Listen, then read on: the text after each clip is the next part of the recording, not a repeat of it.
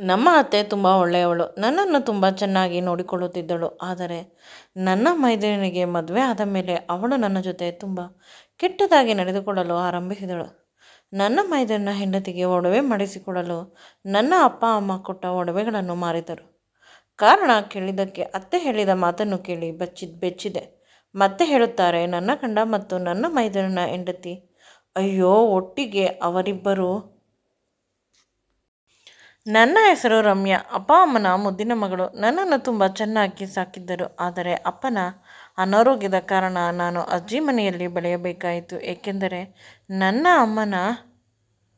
ಅಮ್ಮನ ಮನೆಯವರು ತುಂಬ ಶ್ರೀಮಂತರು, ಅಂದರೆ ಆಗರ್ಭ ಶ್ರೀಮಂತರು, ಊರಿಗೆ ಜಮೀನ್ದಾರರು. ಅವರ ಮನೆಯಲ್ಲಿ ಹಾಡು ಕಾಳುಗಳು ಇದ್ದರು. ಜೀವನ ತುಂಬ ಸುಗಮವಾಗಿ ನಡೆಯುತ್ತಿತ್ತು. ನನ್ನ ಅಮ್ಮನ ಅಣ್ಣ, ಅಂದರೆ ನನ್ನ ಸೋದರ ಮಾವ, ನನ್ನನ್ನು ತುಂಬ ಚೆನ್ನಾಗಿ ನೋಡಿಕೊಳ್ಳುತ್ತಿದ್ದರು, ಸ್ವಂತ ಮಗಳಿಗಿಂತ ಹೆಚ್ಚಾಗಿ. ಅಮ್ಮ ಹೋದರೆ ಮರ್ಯಾದೆ ಇರುವುದಿಲ್ಲ ಅಂತ ಹೇಳಿದಳು. ಆದರೆ ಅಪ್ಪ, ನಿನ್ನನ್ನು ನನ್ನ ಕೈಯಲ್ಲಿ ಸಾಕಲು ಸಾಧ್ಯವಿಲ್ಲ. ಪ್ರತಿದಿನ ನೀನು ಮನೆಯಲ್ಲಿ ಇರುವುದನ್ನು ನೋಡಿದರೆ ನನಗೆ ಬೇಸರವಾಗುತ್ತಿದೆ. ಅವಳಿಗೆ ಭಯ, ಏಕೆಂದರೆ ನಾನು ಮತ್ತು ನಿನ್ನ ಅಮ್ಮ ಪ್ರೀತಿಸಿ ಮದುವೆ ಆದೆವು. ಅವರ ಮನೆಯಲ್ಲಿ ನಿನ್ನ ಅಪ್ಪನ ಯೋಗ್ಯತೆ ಗೊತ್ತಾದರೆ ನನ್ನನ್ನು ಬೈದು ಅವಮಾನ ಮಾಡುತ್ತಾರೆ ಅನ್ನುವ ಭಯ. ಆದರೆ ಅವರು ಬೈದರು ಬೈಯದೇ ಹೋದರು. ನಾನು ಮಾಡಿದ ತಪ್ಪು ದೊಡ್ಡದು. ನಿಮ್ಮಗಳನ್ನು ಚೆನ್ನಾಗಿ ಸಾಕಿಲ್ಲ, ಅದನ್ನು ನಾನು ಅನಿಸಿಕೊಳ್ಳುತ್ತಿದ್ದೇನೆ. ನನಗೆ ಬೇಸರವಿಲ್ಲ. ಸ್ವಲ್ಪ ದಿನ ಇದನ್ನು ಸಹಿಸಿಕೊಳ್ಳಬೇಕು, ನೀನು ಚೆನ್ನಾಗಿ ಓದುವವರೆಗೂ. ನನ್ನ ಆರೋಗ್ಯ ಇನ್ನೂ ಹೀಗೆ. ನೀನು ಚೆನ್ನಾಗಿ ಓದಿ ಯಾವುದೇ ಅಡಚಣೆ ಇಲ್ಲದೆ ಓದಿದರೆ ನಿನ್ನ ಕಾಲ ಮೇಲೆ ನೀನು ನಿಂತುಕೊಳ್ಳುತ್ತೀಯ. ಅಷ್ಟೇ ಅಲ್ಲ, ನಿನ್ನಷ್ಟು ಒಳ್ಳೆ ಮಗು ಯಾರಿಗೂ ಹುಟ್ಟಿಲ್ಲ ಈ ಊರಿನಲ್ಲಿ. ನಿನ್ನ ಜಾತಕ ನೋಡಿದ ಪುರೋಹಿತರು ಹೇಳಿದರು, ಅದ್ಭುತವಾದ ಅದೃಷ್ಟವನ್ನು ತರುತ್ತಾಳೆ ಇವಳು ಅಂತ. ಆಗ ಅಮ್ಮ ಬಂದು ಜೋರಾಗಿ ಕಿರುಚಿದರು. ಅವಳು ಹುಟ್ಟಿದ ಮೇಲೆ ನಿನ್ನ ಕಾಲಿಗೆ ಗಾಯವಾಗಿ ನೀನು ಮಲಗಿರುವುದು ಇಲ್ಲಸಲ್ಲದ ವಿಷಯವನ್ನು ನೀನು ಅವಳ ತಲೆಯಲ್ಲಿ ತುಂಬಬೇಡ. ನನಗೆ ದುಃಖವಾಯಿತು ಅಮ್ಮ ಹೇಳಿದ ಮಾತನ್ನು ಕೇಳಿ. ನನ್ನಿಂದ ಅಪ್ಪನಿಗೆ ಅಮ್ಮನಿಗೆ ಕಷ್ಟ. ನಾನು ಇನ್ನು ಇವರನ್ನು ಚೆನ್ನಾಗಿ ನೋಡಿಕೊಳ್ಳಬೇಕು, ಓದಬೇಕು. ಅದು ಹಾಸ್ಟೆಲ್ಗೆ ಹೋದರೂ ಸರಿ, ಇಲ್ಲ ಅಜ್ಜಿ ತಾತನ ಮನೆಗೆ ಹೋದರೂ ಸರಿ. ಅಪ್ಪ ಹೇಳಿದ್ದು ಸರಿ. ತುಂಬ ಜನ ಕೆಲಸದವರು ಬೇರೆಯವರೇ ತಿನ್ನುತ್ತಾರೆ ಅಜ್ಜಿಯ ಮನೆಯಲ್ಲಿ. ಇನ್ನು ನನಗೆ ಸ್ವಲ್ಪ ಊಟ ಹಾಕುವುದಿಲ್ಲವೇ? ಅತ್ತೆ ಮಾವನ ಮಗು ಇನ್ನೂ ಸಣ್ಣದು. ಹಾಗೆ ನೋಡಿದರೆ ನಾನೇ ದೊಡ್ಡವಳು. ಅಂದರೆ ನಾನು ಇರುವುದು. ಮತ್ತೆ ಇಲ್ಲಿಗೆ ಬಂದಾಗ ನನ್ನ ಜೊತೆ ಅತ್ತೆ ತುಂಬ ಚೆನ್ನಾಗಿ ಮಾತನಾಡುತ್ತಾರೆ. ಅವರು ನನ್ನನ್ನು ನೋಡಿಕೊಳ್ಳುತ್ತಾರೆ ಅನ್ನುವ ಆಸೆಯಿಂದ ಒಂದು ದಿನ ಅಮ್ಮನ ಬಳಿ ಕೇಳಿದೆ, ಅತ್ತೆ ಮಾವನ ಜೊತೆಯಲ್ಲಿ ಓದುತ್ತೇನೆ ಅಂತ.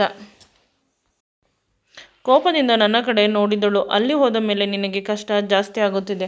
ನಮ್ಮ ಅತ್ತಿಗೆ ತುಂಬ ಕೆಟ್ಟವಳು, ಮೇಲೆ ನೋಡಲು ಮಾತ್ರ ತುಂಬ ಒಳ್ಳೆಯವಳು ಅಂತ ಹೇಳಿದಳು. ಅಮ್ಮನ ಕೈಯನ್ನು ಹಿಡಿದುಕೊಂಡು, ಅಮ್ಮ, ನಾನು ಈಗ 8ನೇ ತರಗತಿ, 9, 10, 11, 12 ಸಾಕು. ಓದಿದರೆ PUCಯಲ್ಲಿ ಒಳ್ಳೆಯ ಅಂಕವನ್ನು ತೆಗೆದು ನಾನು ಒಳ್ಳೆಯ ಕಾಲೇಜಿಗೆ ಸೇರುತ್ತೇನೆ. ನಂತರ ಸ್ಕಾಲರ್ಶಿಪ್ ಬರುತ್ತದೆ. ಪ್ಲೀಸ್, ಹೇಗೋ ಸ್ವಲ್ಪ ದಿನ ಇದ್ದು ಬಿಡುತ್ತೇನೆ. ಅಲ್ಲಿ ಯಾರಾದರೂ ಏನಾದರೂ ಮಾತನಾಡಿದರೂ ನಾನು ಎಲ್ಲವನ್ನು ಅನಿಸಿಕೊಳ್ಳುತ್ತೇನೆ. ತಿರುಗಿ ಏನು ಮಾತನಾಡುವುದಿಲ್ಲ. ನಿನಗೆ ಯಾವ ಕೆಟ್ಟ ಹೆಸರನ್ನು ತರುವುದಿಲ್ಲ ಅಂತ ಹೇಳುತ್ತಾ ಅಳಲು ಶುರು ಮಾಡಿದೆ. ನಾವಿಬ್ಬರು ಅಳುವುದನ್ನು ನೋಡಿ ಅಪ್ಪ ಅಲ್ಲೇ ಇದ್ದ ಈಸಿ ಚೇರ್ನಲ್ಲಿ ಕುಳಿತು ಅವರೂ ಕೂಡ ಅಳುತ್ತಿದ್ದಾರೆ. ಮಾರನೇ ದಿನ ಅಮ್ಮ ನನ್ನನ್ನು ಅವರ ಮನೆಗೆ ಕರೆದುಕೊಂಡು ಹೋದರು. ಅಲ್ಲಿ ನನಗೆ ಭವ್ಯವಾದ ಸ್ವಾಗತ ಮಾಡಿದರು. ನೀನು ನಮ್ಮ ಮನೆಯಲ್ಲಿ ಬದುಕುವ ಅದೃಷ್ಟ ತಂದಿಲ್ಲ, ಆದರೆ ನಿನ್ನ ಮಗಳು ತಂದಿದ್ದಾಳೆ. ಅವಳನ್ನು ನಾನು ಇಲ್ಲೇ ಇಟ್ಟುಕೊಂಡು ಇಲ್ಲೇ ಯಾರಿಗಾದರೂ ಮದುವೆ ಮಾಡುತ್ತೇನೆ. ಇವಳು ನನ್ನ ಮಗಳು. ನೀನು ಓಡಿ ಹೋದೆ, ನಿನ್ನ ಮದುವೆಯನ್ನು ಮಾಡಲು ಸಾಧ್ಯವಾಗಿಲ್ಲ ಅಂತ ಅಮ್ಮ ನನ್ನು ಅಜ್ಜಿ ಅಳಿಸಲು ಶುರು ಮಾಡಿದರು. ನನ್ನನ್ನು ಗಟ್ಟಿಯಾಗಿ ತಬ್ಬಿಕೊಂಡು ಖುಷಿಯಿಂದ ಅಳುತ್ತಿದ್ದಾರೆ. ನನ್ನಲ್ಲಿ ಇದ್ದ ಅಲ್ಪ ಸ್ವಲ್ಪ ಭಯ ಕೂಡ ಕಡಿಮೆ ಆಯಿತು. ಇನ್ನು ಅತ್ತೆಯ ಬಾರಿ. ಏಕೆಂದರೆ ಗಂಡಸರು ಹೊರಟು ಹೋಗುತ್ತಾರೆ ಹೊರಗೆ, ಮನೆಯಲ್ಲಿ ಇರುವುದು ಹೆಂಗಸರು. ಹೇಗೆ ನನ್ನ ಜೊತೆ ಅತ್ತೆ ನಡೆದುಕೊಳ್ಳುತ್ತಾರೆ ನೋಡಬೇಕು. ನನಗೆ ಅತ್ತೆ ತುಂಬ ಇಂಪಾರ್ಟೆಂಟ್. ಅವರ ಜೊತೆ ಒಳ್ಳೆಯ ಬಾಂಡಿಂಗ್ ಬೆಳೆಸಿಕೊಳ್ಳಬೇಕು ಅಂತ ಯೋಚಿಸುತ್ತಿದ್ದೆ. ನಾನು ಅವರ ಜೊತೆ ಎಷ್ಟು ಪ್ರೀತಿಯಿಂದ ಇರಬೇಕು ಅಂತ ಅಂದುಕೊಂಡರೂ ಅವರು ನನ್ನ ಜೊತೆ ಅಷ್ಟೇ ಬೇಸರದಿಂದ ಇರುತ್ತಿದ್ದರು. ಇದೆಲ್ಲ ಮನೆಯಲ್ಲಿ ಯಾರಿಗೂ ಗೊತ್ತಾಗಬಾರದು. ನನ್ನಿಂದ ಅತ್ತೆಯನ್ನು ಬೈದರೆ ಅತ್ತೆ ಇನ್ನೂ ಕೋಪಗೊಳ್ಳುತ್ತಾರೆ ಅಂತ ಅತ್ತೆಯ ಮಗುವನ್ನು ತುಂಬ ಚೆನ್ನಾಗಿ ನೋಡಿಕೊಳ್ಳಲು ಆರಂಭಿಸಿದೆ. ದಿನಗಳು ಕಳೆದಂತೆ ಅತ್ತೆ ನನ್ನನ್ನು ಪ್ರೀತಿ ಮಾಡುತ್ತಾರೆ, ನನ್ನನ್ನು ಮಗಳು ಅಂತ ಒಪ್ಪಿಕೊಳ್ಳುತ್ತಾರೆ ಅಂತ ತುಂಬ ಆಸೆಪಟ್ಟೆ. ಆದರೆ ಅದೆಲ್ಲ ನೀರ ಮೇಲೆ ಗುಳ್ಳೆಯಂತೆ ಅಂತ ಅನಿಸಿತು. ಅತ್ತೆಗೆ ತುಂಬ ಜನ ಅಕ್ಕಂದಿರು ಇದ್ದಾರೆ. ಅವರಿಗೆಲ್ಲ ಇಬ್ಬರು ಹೆಣ್ಣು ಮಕ್ಕಳು. ಅವರನ್ನು ಸ್ವಂತ ಮಕ್ಕಳ ರೀತಿಯ ಅತ್ತೆ ನೋಡಿಕೊಳ್ಳುತ್ತಾರೆ. ನಾನು ಸಾಮಾನ್ಯದಲ್ಲಿ ಸಾಮಾನ್ಯದವಳು. ನಾನೇ ಇಲ್ಲಿಗೆ ಬಂದಿದ್ದು ಕೇವಲ ಓದಲು, ಅದರ ಕಡೆ ಗಮನ ಕೊಡಬೇಕು. ನಾನು ಯಾವುದೇ ವಿಷಯದ ಬಗ್ಗೆ ಅಷ್ಟೊಂದು ತಲೆಕೆಡಿಸಿಕೊಳ್ಳುತ್ತಿರಲಿಲ್ಲ. ಎಲ್ಲ ವಿಷಯವನ್ನು ತುಂಬ ಬ್ಯಾಲೆನ್ಸ್ ಆಗಿ ಹ್ಯಾಂಡಲ್ ಮಾಡುತ್ತಿದ್ದೆ. ಆದರೆ ಅತ್ತೆಯ ದೂರದ ಸಂಬಂಧಿ ಒಬ್ಬ ಪ್ರತಿ ಸಲ ಬಂದಾಗಲೂ ನನಗೆ ಕಿರಿಕಿರಿ ಮಾಡುತ್ತಿದ್ದ. ಅತ್ತೆಯ ಬಳಿ ಹೇಳಿದರೆ ನಿನ್ನ ಮನಸ್ಸಿನಲ್ಲಿ ಅನುಮಾನ, ಅದಕ್ಕೆ ಅವನ ಮೇಲೆ ಚಾಡಿ ಹೇಳುತ್ತೀಯ. ಅವನು ತುಂಬ ಒಳ್ಳೆಯ ಹುಡುಗ, ಹುಡುಗಿಯರ ಕಡೆ ಕಣ್ಣೆತ್ತು ಕೂಡ ನೋಡುವುದಿಲ್ಲ. ನಿನ್ನಂತಹ ಹೆಣ್ಣು ಮಕ್ಕಳು ನಮ್ಮ ಮನೆಯಲ್ಲಿ ಇರುವುದು ನಮ್ಮ ದುರಾದೃಷ್ಟ ಅಂತ ಹೇಳಿದಾಗ ನನಗೆ ದುಃಖವಾಯಿತು. ಇದು ಪದೇ ಪದೇ ರಿಪೀಟ್ ಆದಾಗ ಅಜ್ಜಿಯ ಬಳಿ ಹೋಗಿ ಹೇಳಿದ್ದೆ. ಅಜ್ಜಿ ಅತ್ತೆಗೆ ಚೆನ್ನಾಗಿ ಕ್ಲಾಸ್ ತೆಗೆದುಕೊಂಡರು. ಅಜ್ಜಿ ಹೇಳಿದರು, ಅತ್ತೆಗೆ ನೀನು ಅವಳ ಜೊತೆ ಜಾಸ್ತಿ ಗಲಾಟೆ ಮಾಡಿದರೆ ಇರುವ ಆಸ್ತಿಯಲ್ಲಿ ಅರ್ಧ ಭಾಗವನ್ನು ಇವಳ ಹೆಸರಿಗೆ ಬರೆಯುತ್ತೇನೆ, ಇನ್ನರ್ಧ ನಿನಗೆ ಮತ್ತು ನಿನ್ನ ಮಗುವಿಗೆ. ನನ್ನ ಮೊಮ್ಮಗಳು ಇವಳಿಗೂ ಕೂಡ ಹಾಕಿದೆ ಆಸ್ತಿಯಲ್ಲಿ. ಇದೆಲ್ಲ ಪಿತ್ರಾರ್ಜಿತ ಆಸ್ತಿ. ರಜಕ್ಕೆ ಅಮ್ಮನ ಮನೆಗೆ ಹೋಗುತ್ತಿದ್ದೆ. ಅಮ್ಮ ಆಗ ಯಾವುದೇ ವಿಷಯದ ಬಗ್ಗೆ ಕೇಳಿದರು ನಾನು ಒಳ್ಳೆಯ ವಿಷಯವನ್ನು ಹೇಳುತ್ತಿದ್ದೆ. ನನ್ನನ್ನು ಚೆನ್ನಾಗಿ ನೋಡಿಕೊಳ್ಳುತ್ತಾರಾ ಅಥವಾ ಇಲ್ಲವಾ ಅನ್ನುವ ಡೌಟು. ಆದರೆ ನಾನು ಸತ್ಯ ಹೇಳುತ್ತಿರಲಿಲ್ಲ, ಏಕೆಂದರೆ ಅಮ್ಮನಿಗೆ ನೋವಾಗುತ್ತದೆ ಅಂತ. ನಿನ್ನನ್ನು ಬಿಟ್ಟು ಇರುವುದು ಕಷ್ಟ, ಅದಕ್ಕೆ ಸಣ್ಣ ಆಗುತ್ತಿರುವುದು. ಅತ್ತೆ ತುಂಬ ಒಳ್ಳೆಯವಳು, ನನ್ನನ್ನು ತುಂಬ ಚೆನ್ನಾಗಿ ನೋಡಿಕೊಳ್ಳುತ್ತಾಳೆ, ಅವರ ಮನೆಯವರು ಒಳ್ಳೆಯವರು. ಇದೇ ರೀತಿಯ ಮಾತುಗಳನ್ನು ಆಡುತ್ತಿದ್ದೆ. ಯಾವಾಗಲೂ ಅತ್ತೆಯ ಬಗ್ಗೆ ಒಳ್ಳೆಯ ಮಾತುಗಳನ್ನು ಹೇಳುತ್ತಿದ್ದೆ. ಅಮ್ಮ ನೆಮ್ಮದಿಯಿಂದ ಇರುತ್ತಿದ್ದಳು. ಆದರೆ ಅಪ್ಪನಿಗೆ ತಿಳಿಯುತ್ತಿತ್ತು ನಾನು ಅಲ್ಲಿ ಬೇರೆ ಮನೆಯವರನ್ನು ಬಿಟ್ಟು ಕೇವಲ ಅತ್ತೆಯ ಬಗ್ಗೆ ಹೇಳುತ್ತೇನೆ ಎಂದರೆ ಅವರ ಅತ್ತೆ ಚೆನ್ನಾಗಿ ನೋಡಿಕೊಳ್ಳುವುದಿಲ್ಲವೇನೋ ಅಂತ ಅಪ್ಪ ಒಮ್ಮೆ ಕೇಳಿದರು. ಆಗ ನಾನು ಅವರ ಮನೆಯಲ್ಲಿ ಇರುವುದು ಸ್ವಲ್ಪ ಅವರಿಗೆ ಕಸಿವಿಸಿ. ಅದು ಸಹಜ ಅಲ್ಲವೇ ಅಪ್ಪ? ನೀನು ಹೇಳಿದ ಹಾಗೆ ಇನ್ನು ಸ್ವಲ್ಪ ದಿನ ಓದಿ ಬಂದು ಬಿಡುತ್ತೇನೆ ಅಂತ ಹೋದೆ. ಈಗ ಸೆಕೆಂಡ್ ಇಯರ್ PUC ಓದುತ್ತಿದ್ದೇನೆ. CET, NEET ಎಲ್ಲ ಕಡೆ ಕೋಚಿಂಗ್ಗೆ ಸೇರಿಕೊಂಡಿದ್ದೇನೆ.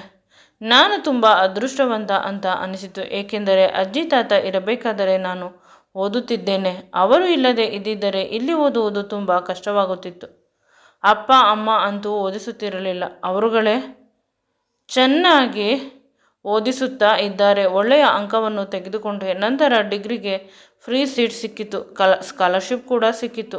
ಈಗ ನಾನು ಹಾಸ್ಟೆಲ್ಗೆ ಸೇರಿಕೊಂಡೆ. ಅತ್ತೆ ನಾನು ಹೋಗಬೇಕಾದಾಗ ಸ್ವಲ್ಪ ಬೇಸರ ಮಾಡಿಕೊಂಡಿದ್ದಳು. ಆದರೆ ದಿನಗಳು ಕಳೆದಂತೆ ನೀನು ಈ ಮನೆಯವಳು ಆದೆ. ನಾನು ನಿನಗೆ ತಿಳಿದೋ ಏನಾದರೂ ತಪ್ಪು ಮಾಡಿದರೆ ಕ್ಷಮಿಸು. ನಿನ್ನ ಖರ್ಚಿಗೆ ಬೇಕಾದ ದುಡ್ಡನ್ನು ನಿನ್ನ ಮಾವ ತಿಂಗಳು ಕಳಿಸುತ್ತಾರೆ ಅಂತ ಹೇಳಿದಳು. ನನ್ನ ಸಹನೆಗೆ ಒಂದು ಬೆಲೆ ಸಿಕ್ಕಿತು ಅಂತ ಖುಷಿಯಾಗಿ ಅತ್ತೆಯನ್ನು ಗಟ್ಟಿಯಾಗಿ ತಬ್ಬಿಕೊಂಡೆ. ಎಲ್ಲ ವಿದ್ಯಾಭ್ಯಾಸ ಚೆನ್ನಾಗಿ ಆಯಿತು. ನಾನು ಚೆನ್ನಾಗಿ ಓದುತ್ತಿದ್ದೆ. ನನ್ನ ಕನಸು ಇದ್ದಿದ್ದು ಒಂದೇ, ನಾನು ಚೆನ್ನಾಗಿ ಓದಬೇಕು. ಏಕೆಂದರೆ ನಾನು ಓದದೇ ಹೋದರೆ ಅಪ್ಪ ಅಮ್ಮನಿಗೆ ಕಷ್ಟವಾಗುತ್ತದೆ, ಅವರನ್ನು ಸಾಕಬೇಕು. ಈ ಜವಾಬ್ದಾರಿಯನ್ನು ತೆಗೆದುಕೊಂಡು ಓದಲು ಆರಂಭಿಸಿದೆ. ಒಳ್ಳೆಯ ಅಂಕವನ್ನು ತೆಗೆದುಕೊಂಡು ಕಾಲೇಜಿನಲ್ಲಿ ರಾಹುಲ್ ಪರಿಚಯವಾದ. ಅವನ ಜೊತೆ ಪರಿಚಯ, ಪ್ರೀತಿ ಆಯಿತು ನಿಧಾನವಾಗಿ. ಅವನು ಬೇರೆ ಯಾರೂ ಅಲ್ಲ, ನನ್ನ ಅತ್ತೆಯ ಅಕ್ಕನ ಮಗ ಅಂತ ಮೊದಲು ಸ್ವಲ್ಪ ಬೇಸರವಾಯಿತು. ದೂರ ಇದ್ದೆ. ಆದರೆ ಒಳ್ಳೆಯ ಹುಡುಗ. ನೀನು ಹುಡುಕಿದರೂ ಅಷ್ಟು ಒಳ್ಳೆಯ ಹುಡುಗ ಸಿಗುವುದಿಲ್ಲ. ನನ್ನ ಅಕ್ಕ ಕೂಡ ನಿನ್ನನ್ನು ತುಂಬ ಚೆನ್ನಾಗಿ ನೋಡುತ್ತಾಳೆ. ನೀನು ನಮ್ಮ ಮನೆಯ ಮಗಳು ಅಂತ ಹೇಳಿದಾಗ ನಾನು ಸ್ವಲ್ಪ ಸಮಾಧಾನದಿಂದ ಇದ್ದೆ. ಆದರೆ 2 ವರ್ಷ ಮದುವೆ ಆಗುವುದಿಲ್ಲ. ಅಪ್ಪ ಅಮ್ಮನನ್ನು ಚೆನ್ನಾಗಿ ನೋಡಿಕೊಳ್ಳಬೇಕು, ಅವರ ಹಾರೈಕೆಯನ್ನು ಪೂರೈಸಬೇಕು ಅಂತ ರಾಹುಲ್ಗೆ ಹೇಳಿದೆ. ಅದಕ್ಕೆ ರಾಹುಲ್ ಒಪ್ಪಿಕೊಂಡ, ಯಾವುದೇ ತಕರಾರು ಇಲ್ಲದೆ. ಮದುವೆ ಕೂಡ ಸ್ವಲ್ಪ ದಿನದಲ್ಲೇ ನಡೆದು ಹೋಯಿತು. ನನಗೆ ಇದು ಆಶ್ಚರ್ಯ. ಕೆಲಸಕ್ಕೆ ಸೇರಿದ ಸ್ವಲ್ಪ ವರ್ಷದ ಮೇಲೆ ಮದುವೆ ಆಗುವುದು, ದುಡ್ಡನ್ನು ಸಂಪಾದನೆ ಮಾಡಿಕೊಳ್ಳಬೇಕು ಅಂತ ಅಂದುಕೊಂಡಿದ್ದೆ. ಆದರೆ ನನ್ನ ಯಾಕೆ ಹೇಳಿಲ್ಲ, ಮದುವೆಯನ್ನು ನಾನೇ ಮಾಡಿಕೊಳ್ಳುತ್ತೇನೆ, ನಿನ್ನ ಮನೆಯವರ ಖರ್ಚನ್ನು ನಾನೇ ಕೂಡ ನೋಡಿಕೊಳ್ಳುತ್ತೇನೆ, ನಿನ್ನನ್ನು ಬಿಟ್ಟು ನನಗೆ ಇರಲು ಸಾಧ್ಯವಿಲ್ಲ ಅಂತ ನನ್ನನ್ನು ಗಟ್ಟಿಯಾಗಿ ತಬ್ಬಿಕೊಂಡ. ಅವರು ನೋಡಿಕೊಂಡರೆ ಮದುವೆಯಲ್ಲಿ ನಮಗೆ ತಲೆ ಎತ್ತಿ ಓಡಾಡಲು ಕಷ್ಟವಾಗುತ್ತದೆ ಅಂತ ಯೋಚಿಸುತ್ತಿದ್ದೆ. ಆಗ ಸಡನ್ನಾಗಿ ಒಂದು ಆಲೋಚನೆ ಬಂತು. ಅದೇನೆಂದರೆ ಯಾವುದಾದರೂ ಪಾರ್ಟ್ ಟೈಮ್ ಕೆಲಸ ಮಾಡೋಣ ಅಂತ. ಅಷ್ಟೇ ಅಲ್ಲ, ಅಜ್ಜಿ ಇದ್ದರೆ ಅಜ್ಜಿ ಮದುವೆ ಮಾಡಿಕೊಡುತ್ತಾರೆ ಅಂತ. ಅಜ್ಜಿ ಮತ್ತು ಸೋದರ ಮಾವ ನೆನಪಾದರು. ಮನೆಯ ಪರಿಸ್ಥಿತಿ ಬದಲಾಗಿದೆ. ಈಗ ಅಪ್ಪ ಅಮ್ಮ ಒಪ್ಪಿಕೊಂಡರು ಮದುವೆಗೆ. ಏಕೆಂದರೆ ಅವರಿಗೆ ಗೊತ್ತು ಅಜ್ಜಿ ತಾತ ಸಹಾಯ ಮಾಡುತ್ತಾರೆ ಅಂತ. ಅಜ್ಜಿ ತಾತ ನಮ್ಮನೆಗೆ ಹೋದರು. ನನಗೆ, ಅಮ್ಮನಿಗೆ, ಅಪ್ಪನಿಗೆ ಇಷ್ಟು ವರ್ಷಗಳ ಕಾಲದಿಂದ ಮಾಡಿಸಿಟ್ಟಿದ್ದ ಒಡವೆಗಳನ್ನು ಕೊಟ್ಟರು. ನಿನ್ನ ಮದುವೆಯಲ್ಲಿ ಒಡವೆ ಕೊಟ್ಟಿಲ್ಲ ಅಂತ ಅಮ್ಮನಿಗೆ ಹೇಳಿದಾಗ ನಾನು ಎಮೋಷ್ನಲ್ ಆಗಿ ಅಜ್ಜಿಯನ್ನು ಗಟ್ಟಿಯಾಗಿ ತಬ್ಬಿಕೊಂಡೆ. ಅಜ್ಜಿ ಅದ್ಧೂರಿಯಾಗಿ ನನ್ನ ಮತ್ತು ರಾಹುಲ್ನ ಮದುವೆಯನ್ನು ಮಾಡಿದರು. ಅತ್ತೆ ಕೂಡ ಖುಷಿಯಾಗಿ ಇದ್ದಳು. ಮೊದಲಾದರೆ ಅತ್ತೆ ಬೇಸರ ಮಾಡಿಕೊಳ್ಳುತ್ತಿದ್ದರು. ಆದರೆ ಈಗ ಅವಳಿಗೆ ಅರ್ಥವಾಗಿದೆ, ನಾನು ಕೂಡ ಈ ಮನೆಯ ಮಗಳು, ಅವಳು ಕೂಡ ಇಲ್ಲಿಂದ ಹೋಗುವುದಿಲ್ಲ ಅಂತ. ನಾನು ತುಂಬ ನೆಮ್ಮದಿಯಿಂದ ಉಸಿರು ಬಿಡಲು ಆರಂಭಿಸಿದೆ. ಇಷ್ಟೊಂದು ಬೇಗ ಎಷ್ಟು ಚೆನ್ನಾಗಿ ನನ್ನ ಬದುಕು ಸೆಟಲ್ ಆಗುತ್ತದೆ ಅಂತ ಅಂದುಕೊಂಡಿರಲಿಲ್ಲ. ಏಕೆಂದರೆ ರಾಹುಲ್ನ ಮನೆಯಲ್ಲಿ ಎಲ್ಲರೂ ಒಳ್ಳೆಯವರೇ. ಅವನ ತಮ್ಮನ ಹೆಂಡತಿ ನನ್ನನ್ನು ಮತ್ತು ಅಮ್ಮನನ್ನು ತುಂಬ ಪ್ರೀತಿಯಿಂದ ನೋಡಿಕೊಳ್ಳುತ್ತಾರೆ. ಅವರ ಅಮ್ಮ ಅಂತೂ ನನ್ನ ಅಮ್ಮನನ್ನು ಸ್ವಂತ ತಂಗಿಯಂತೆ ನೋಡಿಕೊಳ್ಳುತ್ತಾರೆ. ಯಾರು ಏನೂ ಹೇಳಿಲ್ಲ.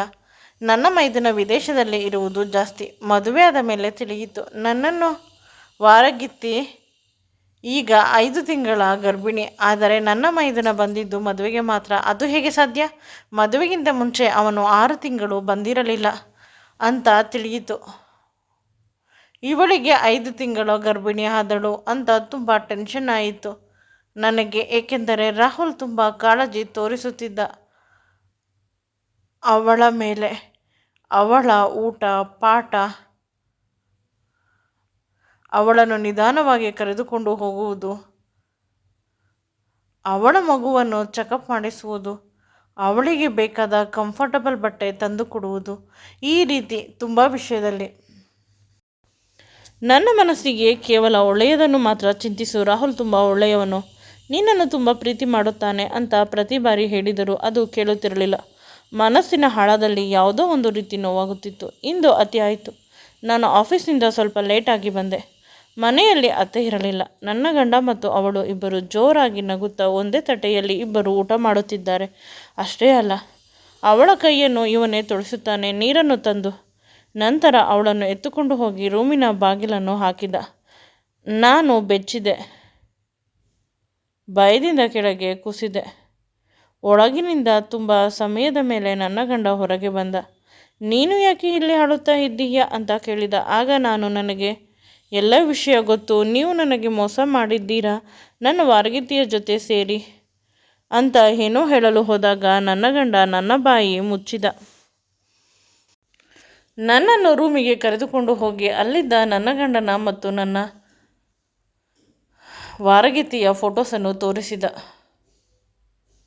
ಇದೆಲ್ಲ ಏನು ಅಂತ ಕೇಳಿದೆ. ನನ್ನ ಗಂಡರ ಅವರಿಬ್ಬರ ತೀರಾ ಕೆಳವಯಸ್ಸಿನ ಫೋಟೋಗಳನ್ನು ತೋರಿಸಿದ. ನನಗೆ ಅರ್ಥವಾಗಲಿಲ್ಲ.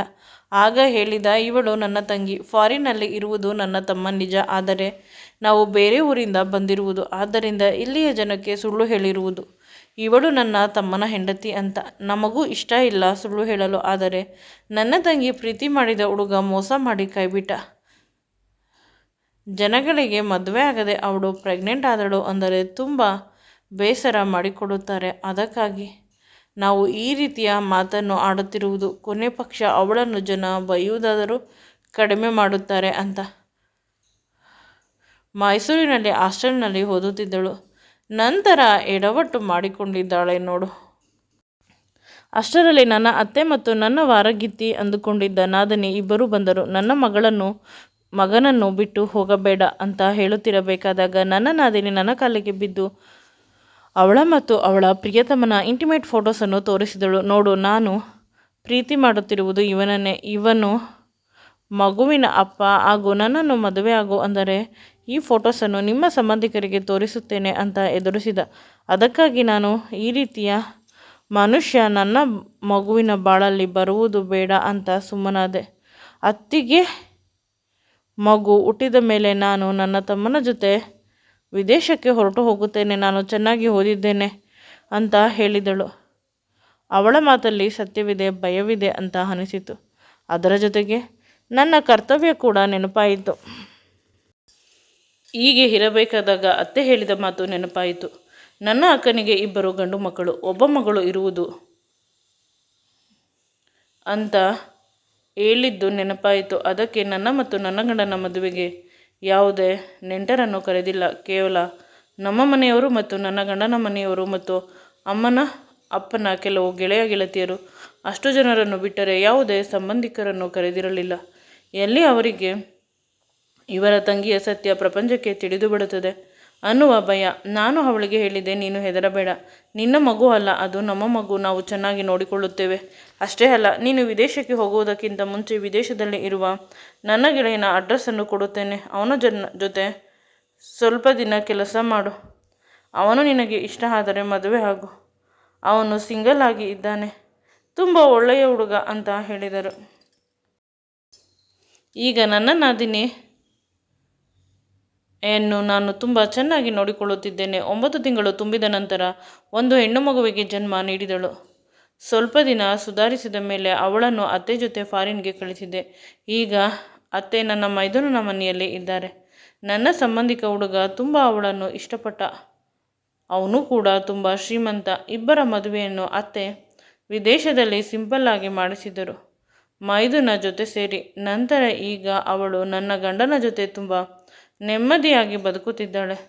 ಅವಳು ಕೂಡ ಕೆಲಸಕ್ಕೆ ಹೋಗುತ್ತಿದ್ದಾಳೆ.